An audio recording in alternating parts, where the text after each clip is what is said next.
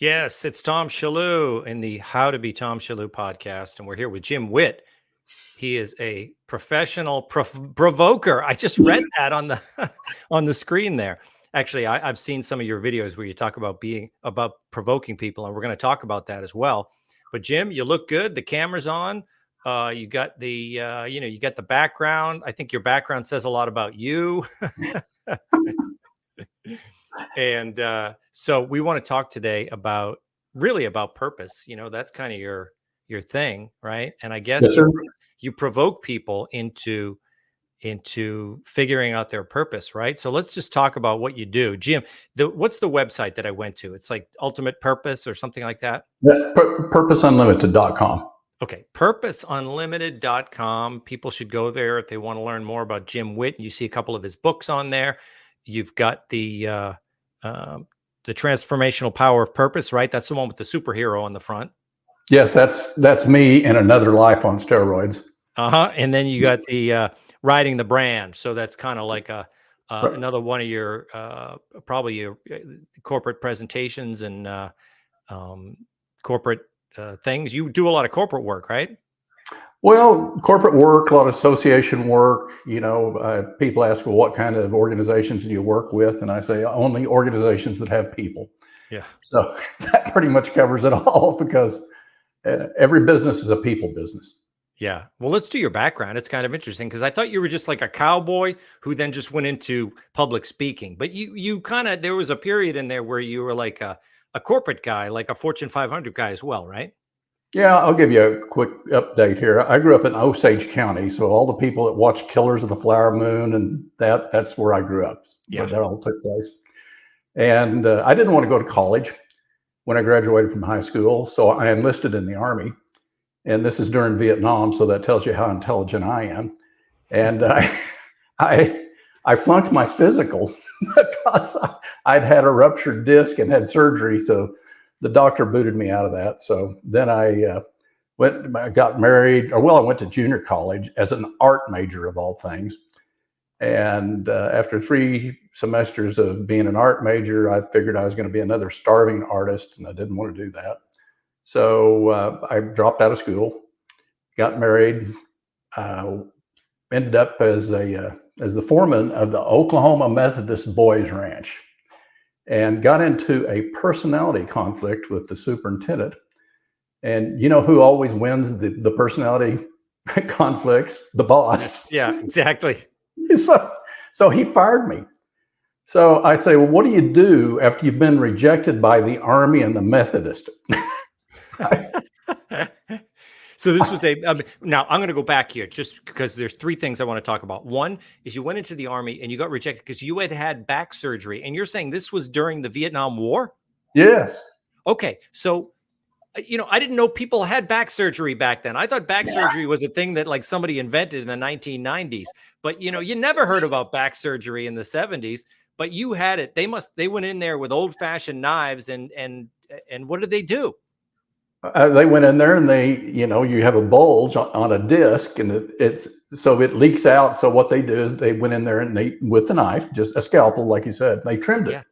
So it was not new technology. It was new technology, but anyway, I never. So you forget. had that, and then the Army said, no, we don't need you. Yes. And were you surprised by that? You knew you had the back surgery, but did that come as a surprise? Well,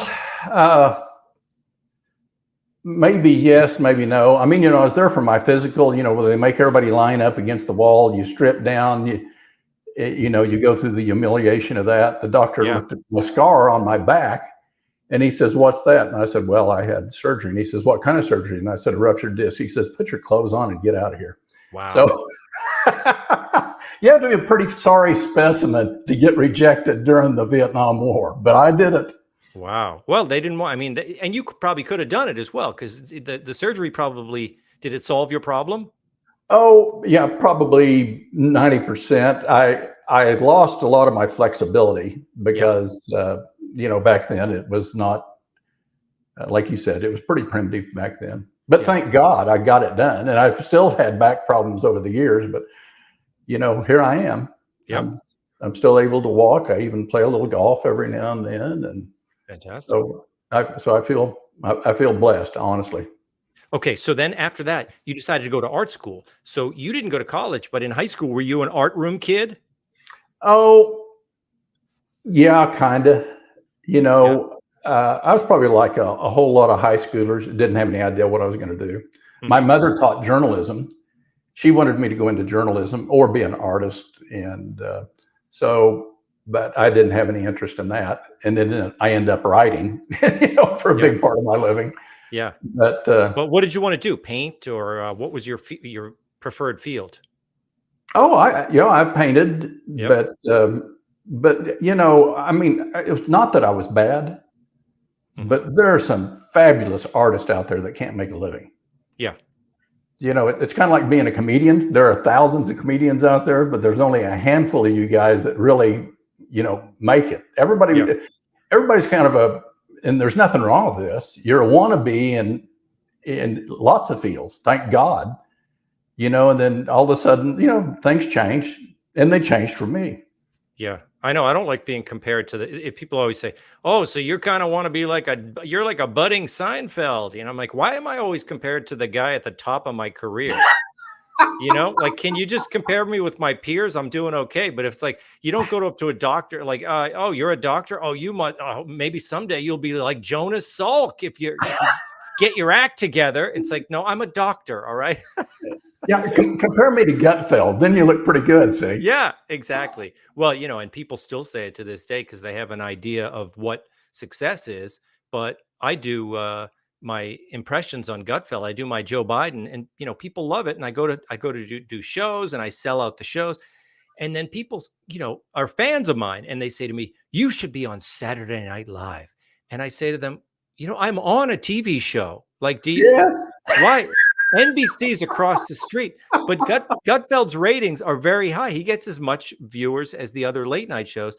But there's this idea that the legit world is, oh, you are on NBC. It's like, no, I'm on Fox News. That's fine. That's a good gig. Well, it's just like that column that I sent to you, the Socialist Spider. Yeah.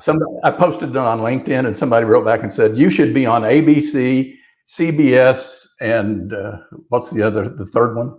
And it's like, why? Why would I want to be on there? We just divide the world up, and it's like, oh man, if you're on the three major networks, then you're somebody. Yeah. And it doesn't make any difference to me. No, in fact, I don't think young people think that way as much as older people, because that's the world that they grew up in. But when you talk to young people, they don't care if someone's on NBC. If somebody's on Snapchat or on TikTok or whatever, they'll now you have people who've never been on a television show, but they can sell out a comedy club or a music venue or whatever. So everybody's just using whatever they have. So I think that kind of legit stuff is dying out, and it's probably, just in time. I'm on with Tom Shalhoub on his podcast. Yeah, this is you believe it? I love it. Well, okay, so let's talk about then we'll pick up in your story here. So you went to art school, and then you thought, oh, the guy next to me he's a better painter. I'm going to do something else. So then you went off and you worked at the Methodist. It was like a Methodist dude ranch or something. No, it's the Methodist Boys Ranch. Boys Ranch for kids, like the Boys Ranch in Nebraska, Omaha. Father Flannery's deal.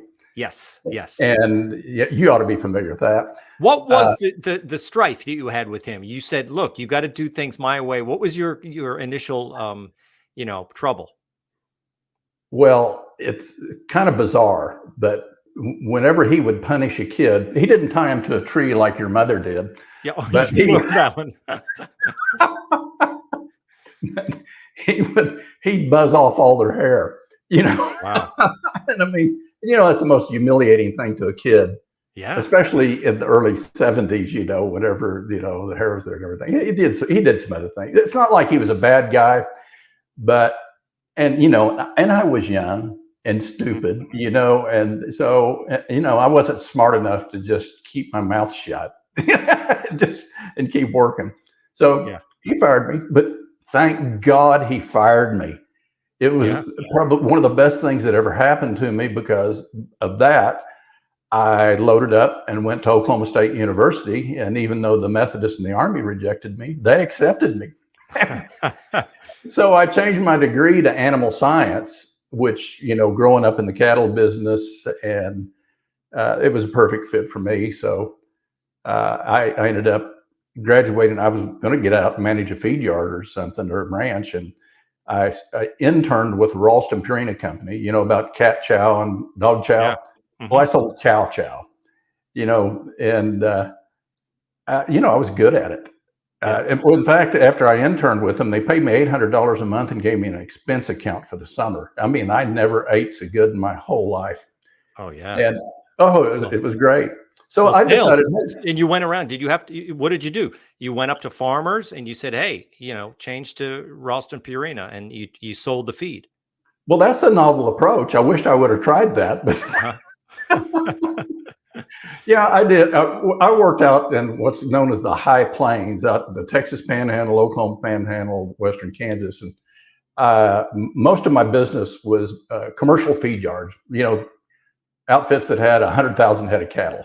Yeah, and so and like I said, I was good at it. I knew the business. I could talk to the owners and to the managers, because they would smoke you out really quick if they figured out you didn't know their business. Mm-hmm.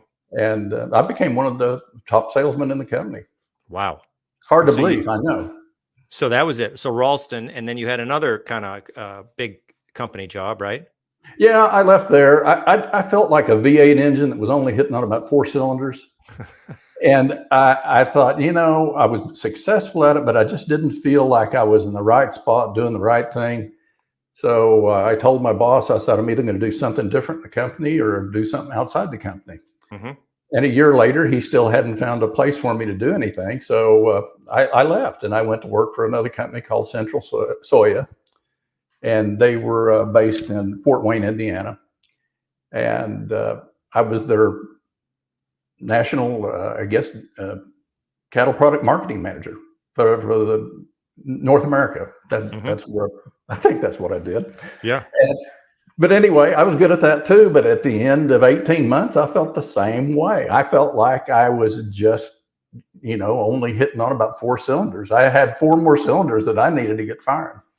And part of my problem was I wanted to run faster than they would let me run. Working for a major corporation felt very confining for me. And I just didn't like being put in a bottle. It was more economically feasible, but I just didn't enjoy that, being tied to the tree, as you might say. Yeah. Yeah. So then you, after that, you kind of became independent and you started writing books, and you do corporate presentations. I want to talk about there was a, on your reel for your, kind of corporate presentation reel, you have a kind of an exercise. I don't know if you do it all the time, but you kind of you put a rope around a guy's neck. Was that I do.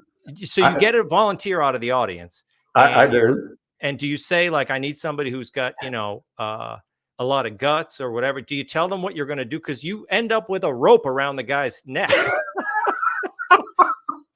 I am the only speaker that you'll ever meet that carries a rope and a shock collar with him whenever he speaks. So what I did is, years ago, I had a speakers bureau called me up, and they said, hey, we have a client that is looking for a motivational speaker that can teach their people to lasso. Well, this narrows the field considerably. Yeah. It's like not everybody can do that. So I took that gig, and I took my rope, and they bought a rope for everybody that was there, 100 managers. And so I showed them how to rope a steer. We'd had what's called a roping dummy. You put a steer head on a bale of hay, and I'd show them how to throw a head loop. Well, that's pretty easy. It's like throwing a baseball, throwing a football. If you have any athletic ability at all, it's not hard to do. What about a foot loop? I've seen the rodeos, and they do the foot. They rope them on the back feet, and that seems next to impossible to me. Well, and that's exactly what I did. So I'm out there roping, showing them how to rope. We had a contest, and then I thought, well, how am I going to tie this into what I'm going to talk about? And so I said, I need somebody to come up here and be a volunteer for me. And you're going to play the role of a steer. And so I asked him, how many of you have seen steer roping before, just like you described, wherever, they rope the head, they turn it off, the guy comes in and he heels the steer. Well, most people have no idea how they do that. Well, I showed them how to do that because what we did when we were younger is we practice on each other. So I would take you, Tom, and I'd just like the guy in the video. Yeah. And I'd say, here, I want you to, I'm going to be right behind you. I'm going to rope. I'm going to throw a heel loop. I promise not to hurt you. And it's like the guy said, I've heard that before. Yeah. So anyway, I show them how to do it. And I say, now, whatever you do, I just want you to keep walking. Don't stop. Don't stop. I'm not going to hurt you. Every time I did that, they'd stop. And the reason is the only picture they had in their head was what they'd seen on TV, roping those steers. You jerk the slack, you dally up around the horn, and the steer flops over. Yeah. So the whole point of the deal is look, that's the only picture you have of the outcome in your mind. I'm going to change that picture for you. Now let's do it again. And we do it again. Pretty soon I've got them going out there and, we're getting it on. I'm roping them and everything's good. But I brought it back to this, as I said, now, why do you suppose we rope the head first instead of the heels of the steer? And it's very simple. It's fundamental principle of livestock handling. If you control the head, you control the animal. Mm-hmm. If I have the steer by the head, I can take him anywhere that I want him to go. Yeah. So that was the point. So I'd put the rope around the guy's neck then, and I'd lead him off the stage. I'd do that. But then the next part of the point was this, is that we know that the head houses the brain. That's the neurological center. But ancient Egyptians thought so little of the brain, they removed it prior to mummifying the body.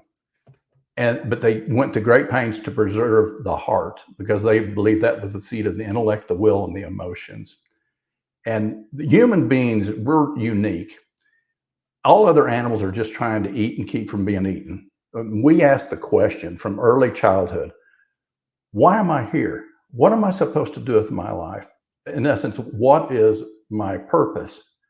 So we are the only animals that ask that question. We want to know the reason for our existence. So the whole idea about the head controls the neurological part of our body, but it's the heart that makes our decisions. We have the power to choose. We have free will. No other animal has that. Isn't that cool? Well, I mean, someone once said, it was something about they were talking about the difference between humans and animals. And they were talking about we make plans. Like animals don't plan. They don't have a vision they don't look at themselves and say, in 5 years, I see myself here. Is that something that is it unique to humans? The idea that we're looking and we can kind of picture ourselves in the future? Absolutely.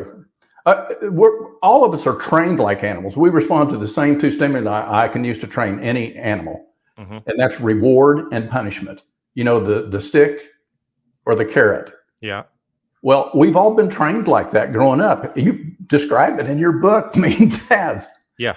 And it's good because that keeps us from going out in the street and getting run over by a car. But at some point in our lives, we have to, we graduate from just existing. And that question keeps coming back to us. Why am I here? What am I supposed to do with my life? And for me, that was a turning point for me. It was after I started, I don't know how much time we've got here, but whenever I answered the question, I found I quit my job with the second corporation I worked for, moved my family from a townhouse on a golf course into a rundown old farmhouse to start a business I'd never done, nobody else had ever done. And at the end of 6 months, it was a total failure.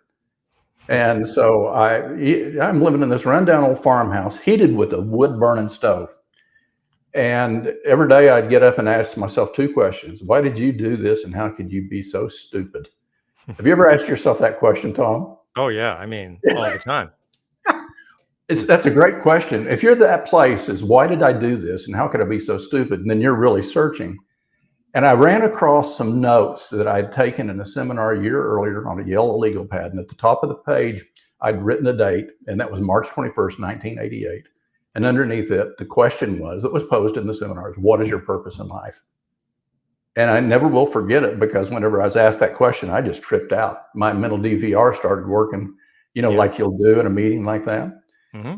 And I was going down the road with a young salesman with me. He didn't know what he was doing. He was just, he says, Jim, he says, I don't even know what questions to ask a feed yard manager on the first call. And I said, well, good grief. I said, it's not that hard. Get out your pad and pen and start writing. This is a long time before computers. Yeah. And I never thought anything of that until 2 years later when I left the company. And this young guy came up to me and he says, I want to thank you for something. And I said, what's that? And he says, I still have the 10 questions Jim Whitt gave to me to ask a feed yard manager on the first call. And I thought, wow. And in my DVR, it goes in for a close-up, and I'm looking directly into his eyes. And the eyes are the window to the soul.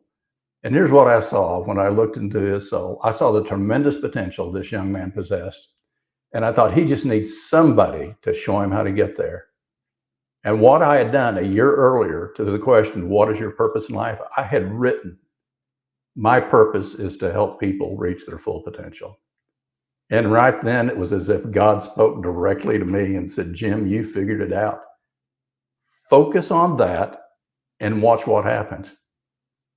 And it was amazing. And Tom, I tell people this all the time. I am nothing special. I'm just pretty ordinary. And after they watch this podcast, they'll agree with that. But I have traveled around the world as a speaker and as a consultant. I've written 3 books. I've written countless articles on leadership, personal development. I'm considered as an expert in my field, and I'm just as surprised about it as everybody else. Well, look, what was this seminar you took? It was just kind of like just another business seminar, or was it like a how to win friends and influence people kind of thing? But kind of like a Dale Carnegie type of deal. Yeah, it was just a small group of people. I didn't think anything of it.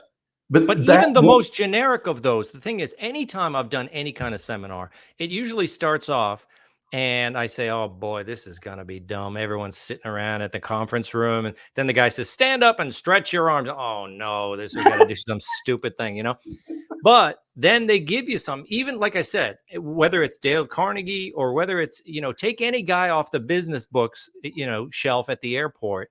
And there's going to be something in there for you. There's a reason that, people do these things. So for you, it sounded like the same thing when I went to a seminar.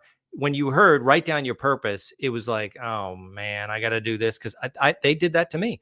When I first arrived in New York, I went to an acting seminar and I thought somebody was going to be there to, show us, like Stella Adler, how to get in and be a great actor, and they write on a blackboard, write down your purpose, write down your project, purpose and project. And we spent a whole day trying to figure out our purpose and our project. And I thought, this is some kind of corporate boring nonsense. I want to be an actor, but even like it was a revelation to me. Mm-hmm. I had to write down my purpose. I had to write down my project. And then they said, everything you do, when you say you're out there in the world, you're sending out headshots, you're trying to audition. It's like everything you do, you should be going for your project. What's your project? And what's funny about, what my project was? What? To get on Saturday Night Live. Because that was the show. That was a comedy show that I grew up with. And I thought, like, I'm a comedian. I want to get on that show. My purpose, what the heck was it that I decided to? Oh, my purpose was to incite play. That's what I came up with, to incite play, because I loved comedians like Steve Martin.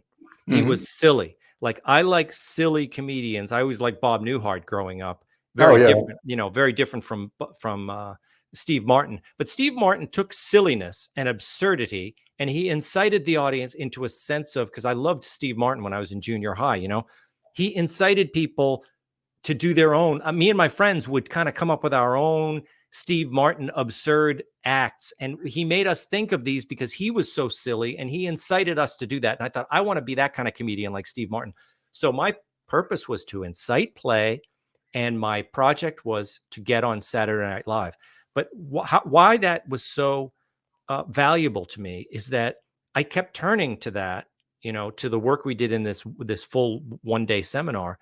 Every time I was doing something, and what am I going to audition for? Is that going to get me closer to my goal, which is to get in front of Lorne Michaels, that kind of thing. So it, just like any business person, any salesperson trying to get their quota or whatever, you need those kind of goals. And if it wasn't, heading toward my purpose, and it wasn't achieving my project, I wasn't going to do it. So it really helped me get moving on my career. I never got to Saturday Night Live, but I got a lot of other places. See, I'm going to share something with you. This is how I can tell whether someone knows their purpose or not. When I've done seminars or they've read my book and they've worked with it, I say, can you tell me what your purpose is in one sentence, the same way every time? You can. To incite play. That's your purpose. Yeah. The other thing, as I said, there's 4 elements that will tell me whether you really know what your purpose is. It has to be positive, powerful, simple, and serving. Number 1 is it has to be positive. We're put here on earth to do something positive with our lives, not negative. Number 2 is it has to be powerful. We each have, as Shakespeare said, we each have a verse to contribute to life's powerful play. And our verse is important. The world is not going to be the same if you don't deliver your verse or I don't deliver my verse. Number 3, it is serving. If you want to succeed in life, then you have to serve. Now, it can be as capitalistic as Sam Walton building the largest retail empire, or Mother Teresa caring for the sick and dying in the streets of Calcutta.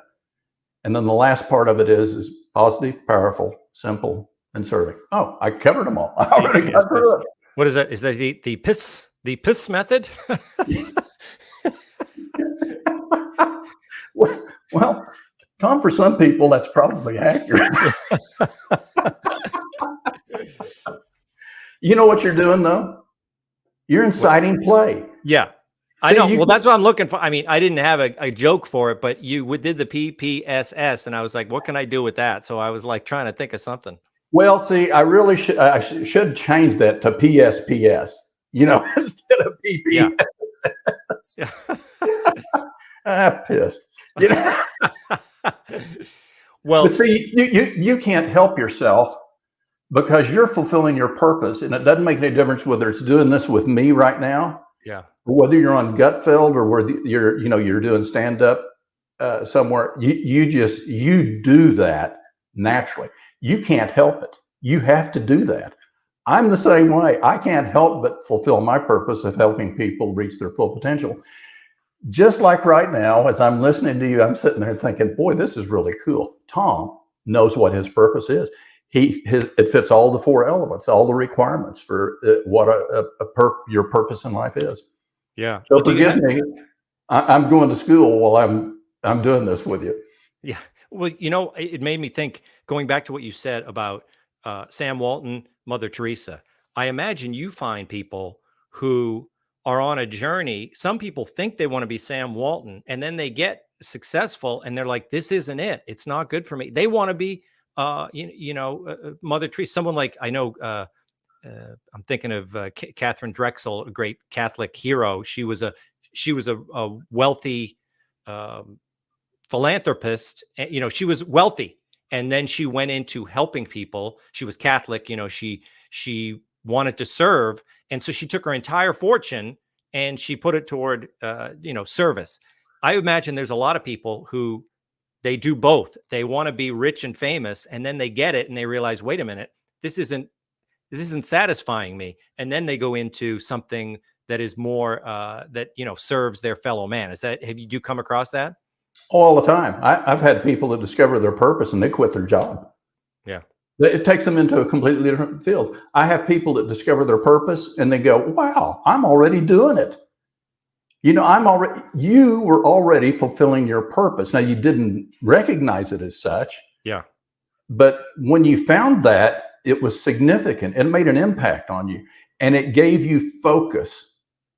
And I tell people that, when you discover your purpose, the way I describe it is your life becomes electric. people and circumstances came into my life at anointed or appointed times to help me fulfill my purpose. And I was there to help them discover their purpose. And it's just, I mean, it still happens all the time. And I will be doing it until the day I die. And that'll be the day that I've stopped fulfilling my purpose. Yeah. Do you ever meet somebody who's like skeptical? They say, look, Jim, I love my family.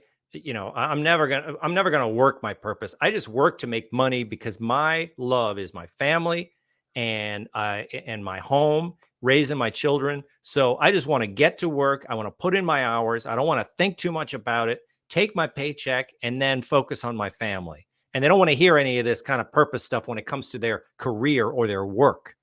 Well, Tom, I heard all the time, we're conditioned from early childhood. When we're small children, you know what we do is we ask adults. We ask our parents, we ask our teachers, what am I supposed to do when I grow up? And they go, shut up and stop asking so many questions. Yeah. Go to school, get good grades, get a good job, make as much money as you can, save as much money as you can so you can retire and die. And that's the track that we're given. That's called success. Now you tell me, what's the difference between that and any other animal that just eats and one day, well, they either die of old age or they end up in the slaughterhouse somewhere. Yeah. If that's all there is to life, Tom, why are we here? What is that it? It's completely meaningless. But you find meaning in your life through the fulfillment of your purpose. And I've made a lot of money. I've lost a lot of money. As you know, whenever you're building a business, you're not going to hit on all of your ideas. Yeah. But I'm sure you've seen that. Have you ever seen that wonderful Steve Jobs commencement address where he talks about, and I think it's "Stay hungry, stay foolish." It was a slogan from the Whole Life catalog, and I made my kids watch it. I said, "You got to look at this," because kids they're so pressured about getting into a good school and everything like that. He dropped out of school. He, that was his first. People told him it was a mistake. But, he said that was number one. That was, if I didn't do that, then this wouldn't have happened.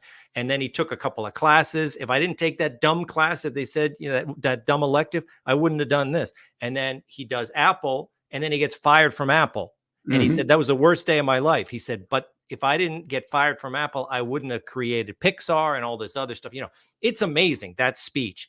It's all, and and talk about purpose. I mean, he talks about his purpose, the loves that he has. There's that one detail when he talks about he just had a love of typefaces and fonts and everything, and he took calligraphy in college, and he said that course, I loved it so much, and he said, and what I learned there I put into the Mac, and that's why we have such awesome fonts. And then Microsoft copied me, and so basically the reason we have such awesome fonts in computers is because of his love and that dumb little class he took in college. So I just love kind of stories like that. And, he was, to me, that's one of my favorites. Just for people who are listening here or watching this, watch that. Just you got to search Steve Jobs commencement speech, and it's one of the greatest. It is. Everybody should watch that. But you just made me think of something too. When I was an art major for 3 semesters, I learned a lot. And what it taught me is art is art. Writing is art. If you're a writer, if you're a speaker, it's art. What you're doing is you're painting pictures in people's minds whenever you speak. You're painting pictures in people's minds whenever you write a book. As I'm listening to your book on audio because I don't see as well as I used to. But I'm not Joe Biden old, but I'm getting old. But anyway, as I listen to your book, I'm right there with you. I can see you tethered to the tree. For the life of me, I cannot understand why you thought you needed to balance yourself on one foot on a nail and a board. Yeah. And I'm also listening to J.D. Vance's book, Hillbilly Elegy. Yeah. And we'll talk about that. I mean, that's a great example. You were talking. Go ahead. Tell me about that book. Well, no, but what I thought about is, He may have been a hillbilly, but he never stood on a nail. Yeah. Nothing like that, huh? I got to read that book. But I mean, that book, I'm imagine it goes to the heart of a lot of what you talk about, because the things he talks about, and just I know what's in the book from hearing him speak about it, about his life growing up. He was surrounded by people who didn't know what their purpose was. They seemed to be moving from one experience to another. They wanted, like animals, like you're talking. There were so many people in his life, and there are so many people in our country now who they go from one pleasurable experience, they whether it's ice cream or sex or fast cars. They're like living their life like animals, and they don't even know it. And this is the thing that JD rose above. Coming from his community, there were so many people who were addicted to drugs and addicted to other things, and he rose above that behavior. And that's what he put in the book, the analysis of how did it happen. A lot had to do with his grandmother, right? But the this is the kind of thing you must see in the heartland of America. There's a lot of people who are walking around who never even think of their purpose. Well, again, that's how we're conditioned. See, we're the track that I just gave you. Go to school, get good grades, get a good job, make as much money as you can, save as much money as you can, so you can retire and die. If that's all you're ever taught, if that's ingrained, and I write about schemas in my books, and your schema is where you store all this information, and you filter everything through that schema. So if you grow up as a poor hillbilly redneck, then that's all you know. That's all you ever see. But it doesn't make any difference. You grow up in Boston. It's the same way. You got rednecks in Boston. They just have funny accents, Yeah. But the thing is that you have to question. That's really what I do. Is I provoke people. You have to be provoked if you're going to do something different. And my second consulting client, one day he asked me, he says, what do you call yourself? And I said, what do you mean? He says, what's your title? And I said, I don't know. I guess I'm a management consultant. He says, no, you're not. I said, I'm not. And he goes, no. He says, you are a professional provoker. He says, that's all you ever do is you provoke me, and you provoke me. I thought about that, and I thought that's exactly right. That's what I'm trying to do as a consultant, whenever I'm a speaker. Yeah. I go up there and I rope people, and I carry a shock collar, and I do all that because you got to have, if you don't have any entertainment value in your speech, people aren't going to listen to you. Besides that, you're not going to get paid. You have to understand there's a lot of speakers out there. The ones that get paid are the ones that, like I think in my demo, I talk about I'm one part Jeff Foxworthy and one part Dr. Phil. Yeah. And that's it. And of course, people get that image in their head and they think this guy's nuts, and they're right. but that's I for people that are watching this podcast right now, that's what I want to happen. I want them to be provoked. I want them to be provoked to take the next step. I want them to be provoked to do what you did, to identify what your purpose is in life. And I don't care what the project is. People ask me all the time, well, what if I discover my purpose and I find out that it's doing something I don't like? And I said, oh, that'd be just like God, give you a purpose and make you miserable doing it. Yeah. I said, all your career is a vehicle. Your purpose is, say yours again. To incite play. That was then in the early 90s. Now I might have a different purpose now that now that I'm older, but well, that was mine, to incite I'll walk play. you through that process sometime, but yeah. But I think that fits you, to incite play. Now, what are the vehicles that you use to do that? You have a podcast, you do stand up, you're on Gutfeld periodically. And by the way, I love your Adam Schiff impersonation. Yes, nice, right. He wanted me to do that. He said, I want you to do Adam Schiff. Oh, okay. So I started doing it. And then the whole reason I did Biden was I was sick of doing that dumb Adam Schiff all the time. He had me doing it almost every day because of the hearings. And so I said, I'd like to give Biden a shot. And then I started doing that. And then Greg was like, I want you to do that every day now. And so, it's, well, I got to think of something new now. Is you're in a barbershop quartet. Yeah. And I watched your movie. And those guys. Oh, I got the biggest kick out of that. And I thought, what's so cool is, you're 66 model, 1966 is when Yeah. you were born. Yep.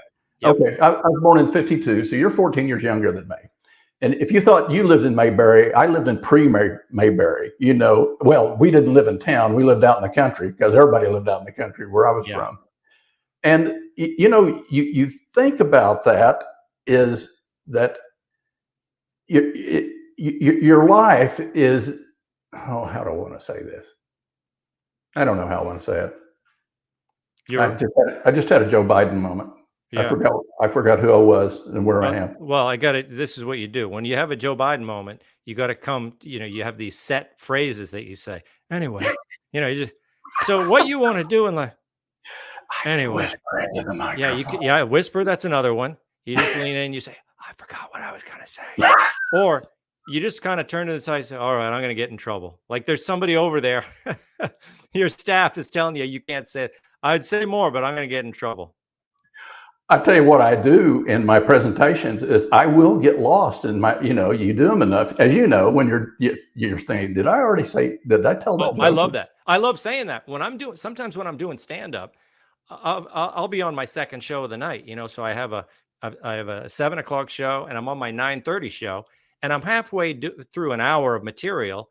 And I say, did I do this yet? Did I talk about, my dad in the car yet? And they say, no, you didn't. I said, oh, because, I just did a show. I just did it a few minutes ago, So I will say to people, and I find when you're honest with them that you lost your train of thought, they give you a lot of rope, they're like, we understand it because everybody does.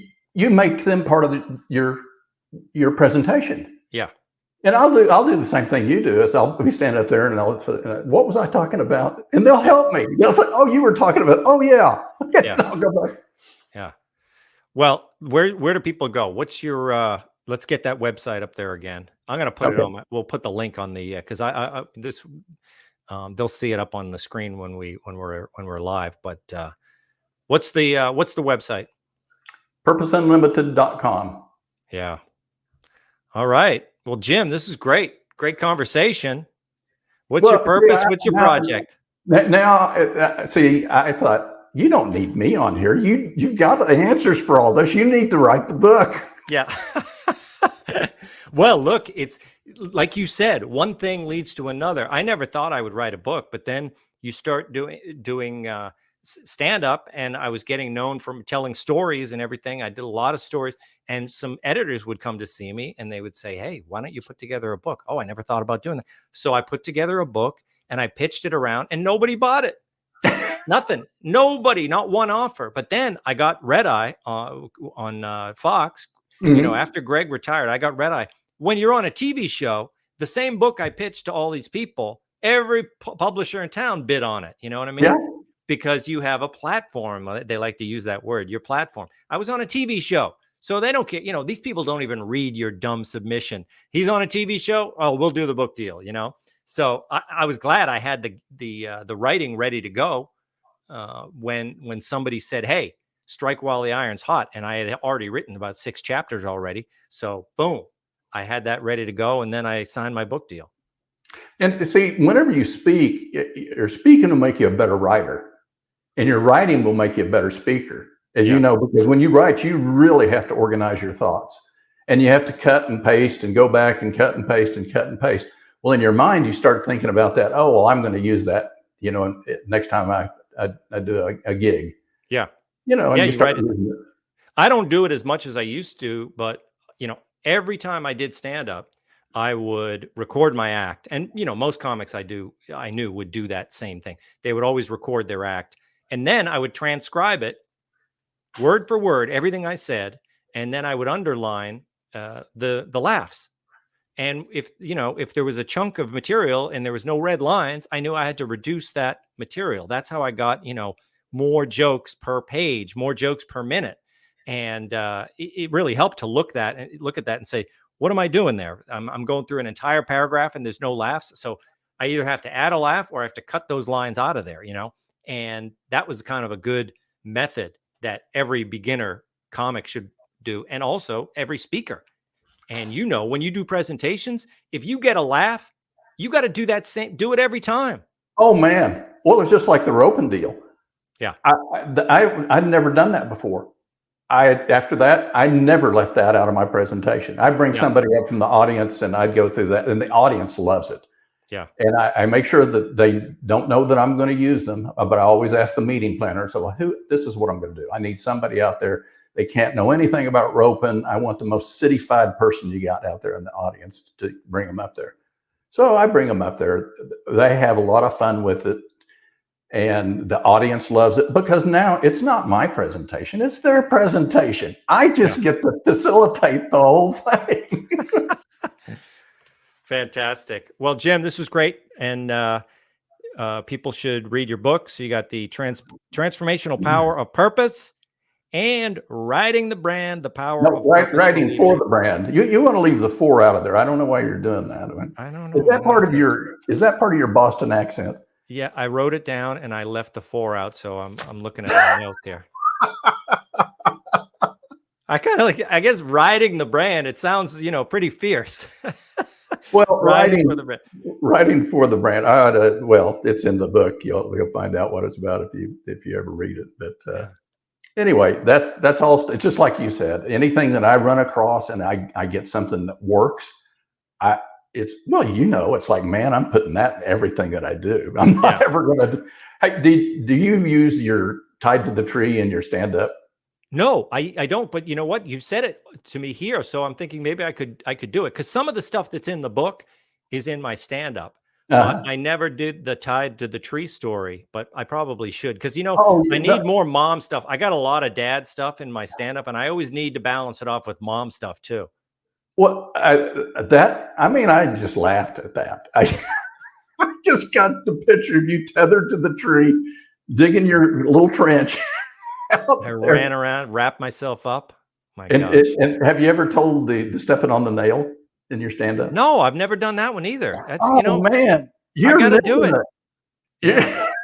I tell you what, if I listen to your book, if I come up with any more ideas, you want me to send them to you? Absolutely. Absolutely. I'm going to go through the whole book now. Oh, yeah, you really do. Yeah.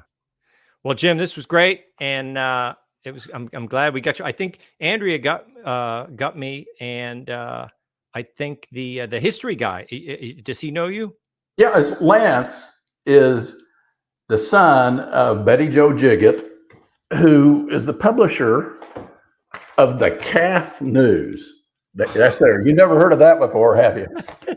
No, it was a coffee magazine. The Calf News. Calf. So anyway, I started writing for her back in 1997. I've written for 30 years, and it's kind of the people magazine of the beef industry, and people all over the world read it. I've gone to Australia, Canada, places and they hire me to speak because they've read my column in the Calf News. And of course, I write, I used to write for the California Political Review too, but I got tired of that. But it's funny, but people will read something that you write, and it's indelible. Then it goes into their mind. So, and she's a wonderful person. And she loved the Sleepy Joe clip that you did video for her. Oh yeah, that's right. I forgot about that. That's good. She was so proud of that. She sent it to my wife and I, and she and her husband, who passed away a few years ago, they're great friends of ours. So we've watched the evolution of Lance just starting his deal. Yeah, I mean, it came out of nowhere. Yeah, it's amazing. It's amazing, and he has done a fabulous job with that. Does better than me. I mean, I do. I get most of my views on Twitter, on X.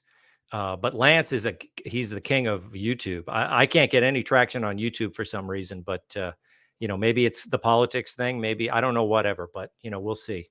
We'll see what happens. I don't know. You never know why something works until it does. Yeah, exactly. Well, this is why I love doing this as a hobby. I don't have to do this because I got my gig at Fox News. And so, that's my broadcasting career. I'm glad I don't have to worry about, am I going to get advertising? How many people are clicking on? I really just do this for fun and to meet interesting people. So, thanks for hanging out. Well, the best thing about doing this was, we've watched you on Gutfeld, and Yeah. my wife and I just love you. It's, if you're going to be on there, it's that we're going to watch tonight. Yeah. And so then I saw all the other stuff that you're doing. Like I watched the barbershop quartet. Yeah. And I thought, this guy's really interesting because that's something you don't find. If someone's born in 1966, not everybody is in a barbershop quartet. Yeah. And that's, you're going to get later in the book. You'll hear the whole story of that. It's kind of fun. It's kind of a fun. How you got into it? Yeah. Yeah. And, and they're some of the best singers I've ever seen in the barbershop society. And, I started singing with these old guys. Many of them are not here anymore. And started singing in the 80s when I was in high school. And I'm singing with these guys that, Joe Lunchbox, but he can sing like nobody's business. It was incredible. Mm-hmm. So how did you get into it? We sang in the high school show. Me and my buddies, we just did a song. Our music teacher gave us the music. We sang an old barbershop song, and we tore down the house because anytime you sing harmony, people go crazy. It's just amazing. And we did great in the high school show. But there was a guy in the barbershop society there. And he dragged us down to the local meeting, and we sang for all these old men. And they immediately, took us under their wing. And they kind of taught us the ropes, the real barbershop ropes. And we started, competing on the barbershop circuit. And we've been together since '83, basically. Well, that's the first time I've ever seen a battle of the bands with two barbershop quartets. Yeah. Yeah. That was so cool. And it was Terry Clark was singing bass for the other group, wasn't he? Yes. Yeah. Boy, he has one Terry great Clark. voice, doesn't he? Yeah. I mean, he was a classic personality, Terry. He was kind of like I always think of him as a kind of like a Don Draper. He was an advertising man, a very successful Boston advertising guy, and sang in the best quartet you've ever seen. And he had an unbelievable personality, a great storyteller. I mean, this guy was unbelievable. So I guess the thing is I really enjoyed getting acquainted with you, doing my research on you so I could do the podcast. You're really a multi-talented person, and see, you're still fulfilling your purpose, but you have multiple vehicles, and it's like to do it. And see, it's just like you don't drive the same vehicle all the time. You trade vehicles, or maybe you've got a Corvette and a King Ranch pickup like mine out in the garage. Well, you don't drive one of them all the time. You got several vehicles. Yeah. Yeah. You got to keep it. I mean, I have a lot of interests, and I like taking up new things all the time. So I've been getting back. Like I said, I went to art school like you just for a year. And now I've been getting back into watercolor painting. And so I always like to keep things going. Started sailing again. I sailed as a teenager, and I kind of gave that up. And so I've been sailing a lot lately. So the one thing I don't do is golf. I save a lot of time not golfing. Well, and a lot of frustration. Yeah. I'm fully convinced there was no such thing as profanity until people started playing golf. There were when you play golf, sometimes there's no words to describe what you feel. So that's where they came up with all the profanity. Yeah, I know. When you see a guy, I have played golf, but I don't play much. But I have seen guys. I mean, I have seen guys throw their entire bag into the water in frustration. Yeah, if you don't have enough frustration in your life, take up golf. All right, Jim, this was great. Well, Tom, thank you for having me on. I really appreciate it. All right, thanks a lot. Tell